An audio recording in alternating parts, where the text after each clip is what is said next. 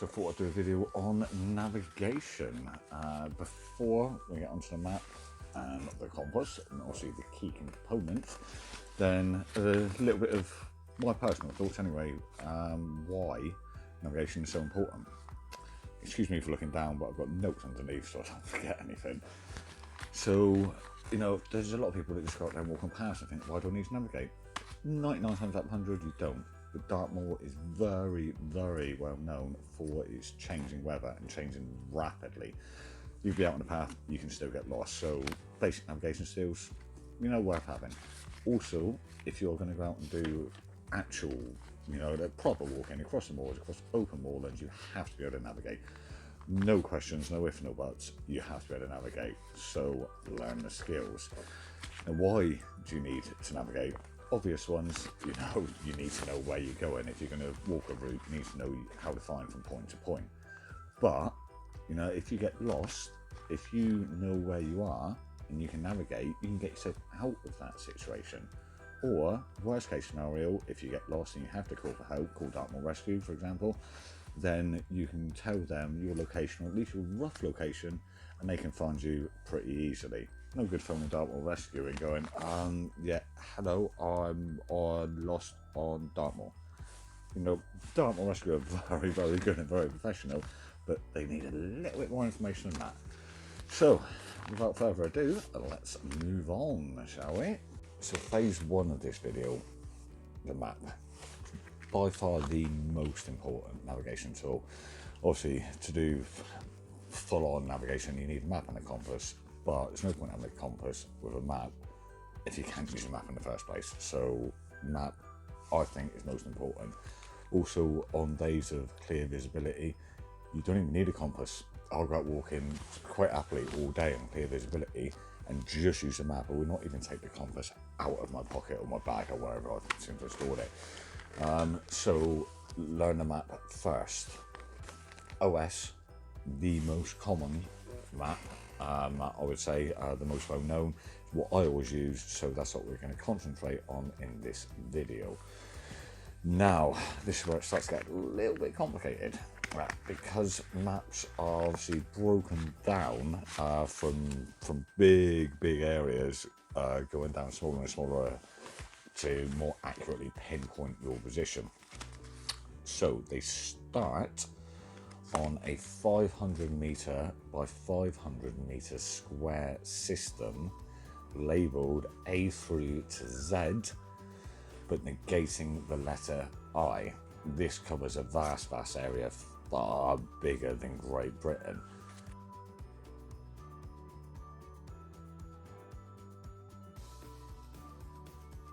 And the 500 kilometre by 500 kilometre square is broken down into 2500 kilometre by 100 kilometre squares.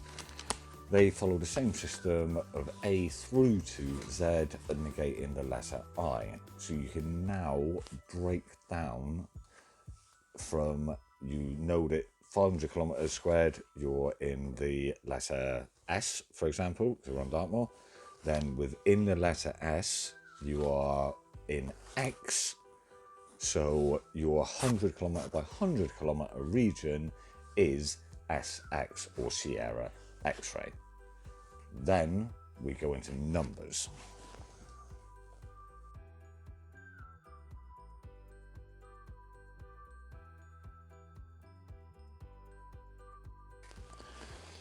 So like I said, we now know that we are in the Sierra X-ray square of Ordnance Survey, which means that we are accurate to 100 kilometres by 100 kilometres. That accurate is probably the wrong word. That's a fair big area, isn't it? So we want to get more accurate. We want to come down in scale and pinpoint our location more. So now we move into numbers. Now, each of the two letter squares, so Sierra X-ray and what have you, are then broken down into numbers.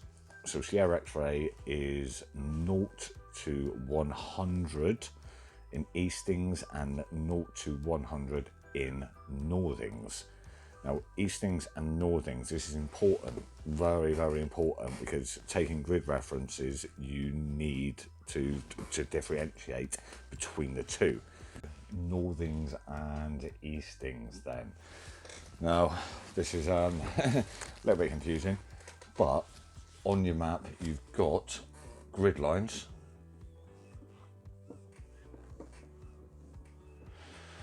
Like so, excuse the drawing. The way I like to remember it is look at the numbers. So numbers will be something like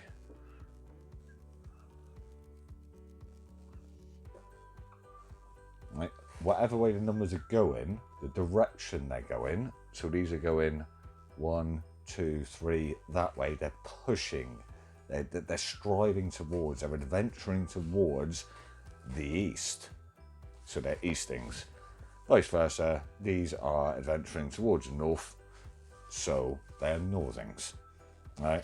The other way, which I know a lot of people use this to remember it when taking grid references, is along the corridor and up the stairs. So when taking a grid reference, obviously these numbers are also at the bottom. 1, 2, 3. So you're along the corridor. So your first number is there. Then you go up the stairs for your second number. So this obviously means if you want to find, say for example, this square here, then you come along the corridor. So your first number is 3. Then go up the stairs. Second number is 3. That crosses in grid reference 3, 3. Similarly, let's go for that one. Along the corridor, first number is 1. Up the stairs, 2. Grid reference 1, 2. That's obviously a 2-digit grid reference. Later in the video, we'll be going into more detail and more accurate grid references.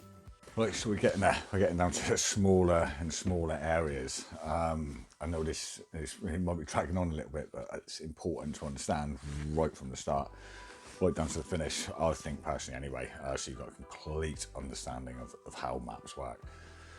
So we've gone from a 500 by 500 kilometre square, which is obviously in single letters. So we're on S, then we've broke that down into 100 by 100 kilometre square, which is SX, and then we've determined that each 2-letter square, SX, SR, whatever it may be, is then further broken down into numbers 0 to 100 for each square. So yeah, we've got now our double letter squares. So each one of these squares is 100 kilometers by 100 kilometers, broken down. So 0 to 100 and 0 to 100. So each one of those squares obviously is 1 kilometer by 1 kilometer. Now this would be your first of what you will actually use, a 4-digit grid reference. So a 4-digit grid reference will give you an accuracy of 1 kilometer by 1 kilometer square. Now your map will not start at 0 or end in 100 necessarily. So what they actually do is say, that's the south of England, very bad drawing I know, but so they will break the map down. There'll be one map here, there'll be one map here, one map here, and these are individually numbered. So Dartmoor is OS map number 28, but obviously you can see because this starts halfway down the SX square or grid, then obviously the numbers are going to start at about 50 odd. I'll just confirm that. Yep, so Northings and Dartmoor go from SX55 to SX96, and Eastings from SX48 to SX 80.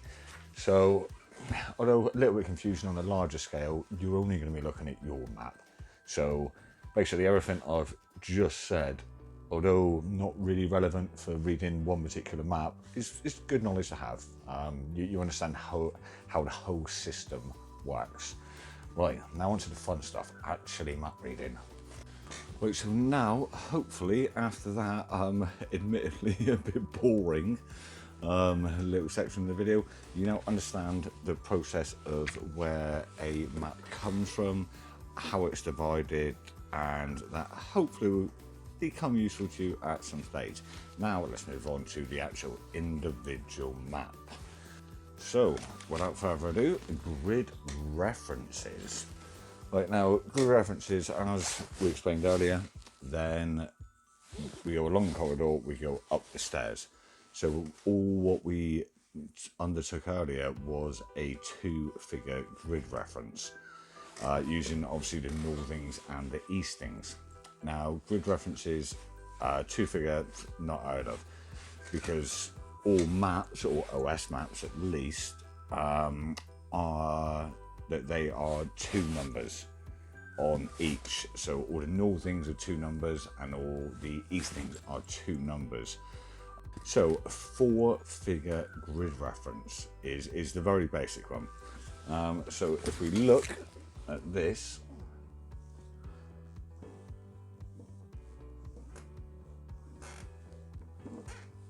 now we're going to say that these are grid lines on the Dartmoor map, which we know is SX.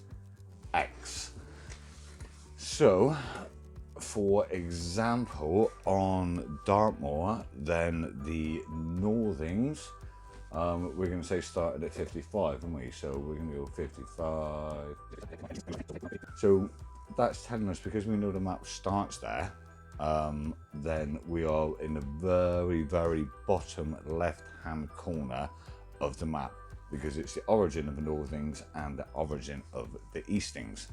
Now let's get a grid reference. So these are 1 kilometer by 1 kilometer squares. So if we just want a square, random one, let's go there, shall we? Right, yeah, happy with that. Now, so this square, remember, along the corridor and up the stairs. So this square, along the corridor, 50. Yep. So 50. And then we go up the stairs. So 57. 57. So the grid reference of that square, that whole square, is 5057. Right? But that gives you literally that whole square, which is 1 kilometer by 1 kilometer. So it's still a pretty big area. So now what we need to do is we need to narrow it down. Right? We need to become more accurate. So if we've gone from 100 kilometers, then the squares are divided into 1 kilometers. If we divide each of these squares by 10 again, then what do you think we're going to get? 100 meters. If you said that correct, well done, hats off.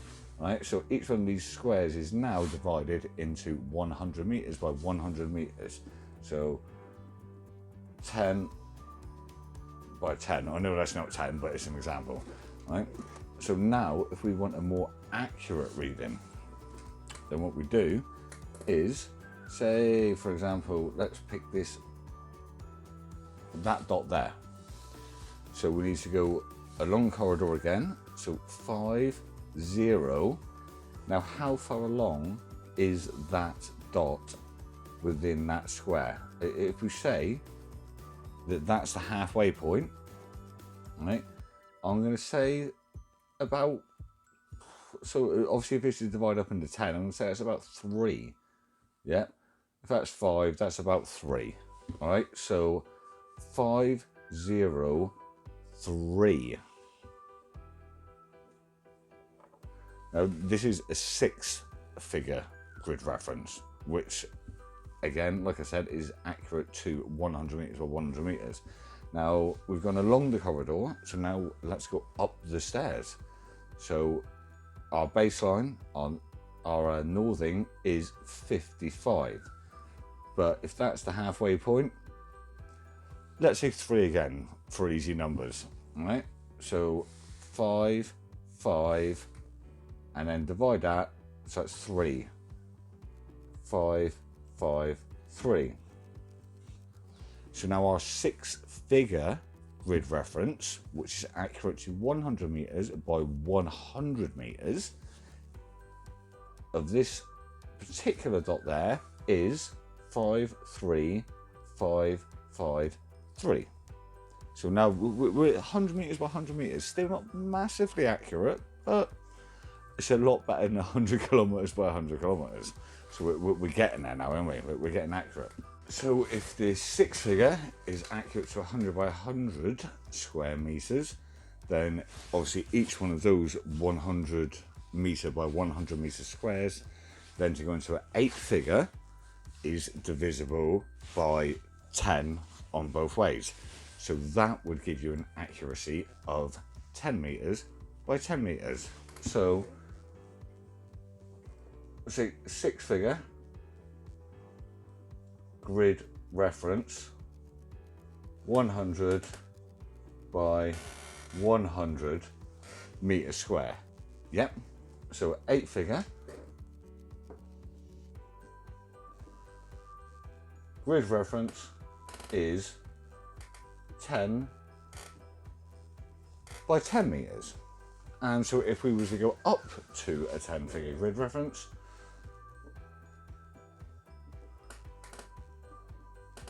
then what do you reckon it'd be? Yeah, you got it. So it'll be 1 meter by 1 meter. So just to show you on a actual map, because that's obviously what we're trying to learn. The whiteboard's all very good and well for basics, but obviously seeing it on a map would be a lot easier. So we have these numbers here, and this is Dartmoor. This is just down from that's Fernwavi area over here, if you're familiar with the moors. But basically, so these lines here, these numbers rather, are your eastings, because they are those lines that are adventuring this way towards the east, which make them eastings. These lines here obviously are going towards the north, so they're northings, so these numbers are northing numbers. So let's say that we want to get a grid reference of this tinner's hut. Now this tinner's hut, obviously first of all we have to come along the corridor, or on the eastings, so that if we follow it down we can see 61, and I'm reckoning that that is about 2 out of the 10 divisions, so 612, and northings is 82, and I'm reckoning that is just under halfway of these 2 lines. So out of the 10, halfway would obviously be 5, so we're going to go 4. So we're going to go 6, 1, 2, 8, 2, 4. Right, now a more accurate way, and we're going to bring the compass in here. So rather than just doing it by eye, which to be fair is fine for a rough little bit of work or getting somewhere near, but on your compass you do actually have a scale, but obviously it depends on the scale of your map. So 1 to 25k, k obviously short for 1,000, so 1 to 25,000, which this particular map is. Orange OS maps are 1 to 25,000, pink OS maps are 1 to 40,000. Other makes of maps can be 1 in 50,000. So on this compass we have 1 to 25,000, we have 1 to 50,000, and we have 1 to 40,000. So if I align 0, which is obviously here, with the edge of a grid line, you will see 0 and 10 aligns with that. It is split into 10 components. Everything grids right from the very beginning, from 500 kilometer squares all the way down. It's divided by 10, divided by 10, divided by 10. This is the metric system. So if you're half familiar with maths, you'll kind of understand everything's divided by 10. So we went for this tinner's hut here. Let's have a look. So if we put 0 on here, it's 1.5. It's not 2, even though I said 612. So it's close enough, but not dead accurate. This is why you should use your compass. And here, Tinner's Hut, I did say 824, and to be fair, we're bang on 824. So I was close, but it just goes to show just that use of the compass on that scaling will give you a lot further accurate grid reference than just eyeing it in.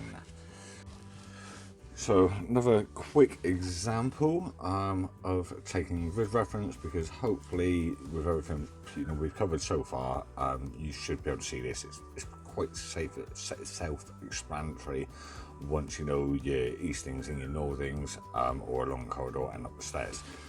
So let's say Tavy Head, for example, shall we? So Tavy Head, and you'll notice that's bang on the grid line. So, or on the northing grid line, we'll just call it grid line, it's easier. 5, 9, 5, I reckon. Because I would say that's pretty much bang on halfway, but we will check with the compass scale in a minute. So 595 and 82 is the northing, and because we're bang on it, it will be 820. Right, because there's obviously no inclination, there's no 1, 2, 3, whatever, it is on the line, so it's 820, because then that will form a 6-figure grid reference, which is 595 820. Right, hopefully you've grasped that okay, and now we shall move on to the legend of the map. And I don't mean legend as in some spooky tale, I mean legend as in a index. The legend, obviously I'm not going to cover every single thing on here. This is up to you to actually have a look and try and retain to memory as much as you possibly can. You're not going to know everything, but it's impossible to remember the whole lot. But if you can just remember the basics, so these are really, really important. By the way, footpaths, because that's generally a lot of the time when you're navigating what you're going to be aiming for or walking on. Either way, you need to recognize them quickly. You can of course just refer back to the map every single time then you take a bearing or you're trying to figure somewhere out, but the time that takes is ridiculous. So just try and learn it, and it will aid you massively. Very important one, Dartmoor especially, firing area. That is up on the North Moors. There is a lot of tours that have poles on top of them. If that pole has a red flag on, that means that the military are doing live firing. Do not enter that zone for obvious reasons. Another important one which I use very, very regularly, and you come across them a lot on Dartmoor, is the wall. Now, wall is a solid black line. Also, you've got this whole section here. This whole section depicts very specific things. So you got BP is boundary post, BS is boundary stone, CG is cattle grid. Different types of churches, lighthouse, disused lighthouse, a beacon. So it can get very, very specific. You don't need to know everything on here, but the ones that you think you will commonly use, and I would suggest, say, different types of paths, bridleways, roads, walls, Boundary stones, it can come in, you know, for fair handy now and again. Good. Also then the ground types. So here we have a section, vegetation. This is very, very, very useful. You will probably, if you've got any kind of common sense, figure out if you see a big green area on a map with pictures of trees, it's going to be a wood, isn't it? Yeah, all right, we're not teaching to suck eggs here, like, you know. But different types, so coniferous tree, non-coniferous tree, a coppice, obviously a small woodland, and then the ground. So here we have little tufts, and here we have little tufts. If they are of a browny type colour, then they just indicate rough ground, babies' heads, you know, that tufty kind of open moorland, basically. If they've got blue in them, then they are potentially marshy or boggy grounds. So it's definitely something to take note of, because you do not want to get stuck in a bog on Dartmoor. Now the next section I'd just like to cover quickly, because I will come onto it in more detail later, is contour lines. I personally believe these are massively underrated and people don't seem to use them when they can be such a good aid. So basically contour lines are these orangey browny lines you see literally everywhere. They depict the height, elevation, the steepness, the contour of the land, hence the reason why they are called contour lines. And if you can read these, you can quite easily turn this two-dimensional map into a three-dimensional image within your head, which will aid you greatly with navigation. So let's say, for example, we're following this recreational route here, very easy path. We know from the legend that we learned earlier that this path basically is a road for feet. You know, you're not going to stray off of that. But you decide that you want to visit Butterdown Hill, and then you want to nip over to Beacon Rocks and check out the cairn and stuff here.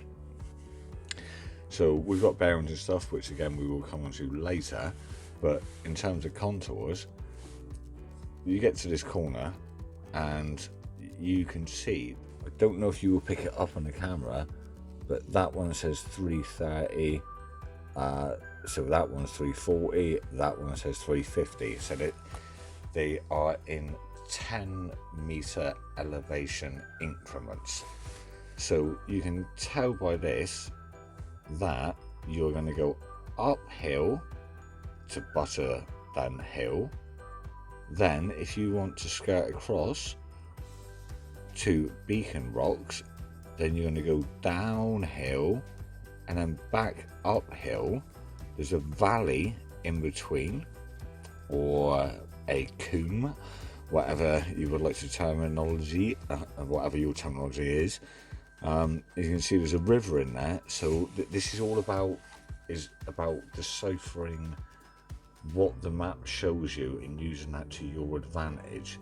So rather than just take a bearing, which again we'll come on to later, but taking a bearing from there to there and just walking on your bearing, then you can also think, well, I know I've got to go downhill, I know I will hit a river or a brook or whatever size waterway that may be, then I will go uphill. Also, because you know the contours are showing you that you're going down and there is a river at the bottom, that could well be wet area. So it's just all these little things. The more you know the map, the more you pay attention to what the map is telling you, the better off you will be in navigation and in terms of deciding your route.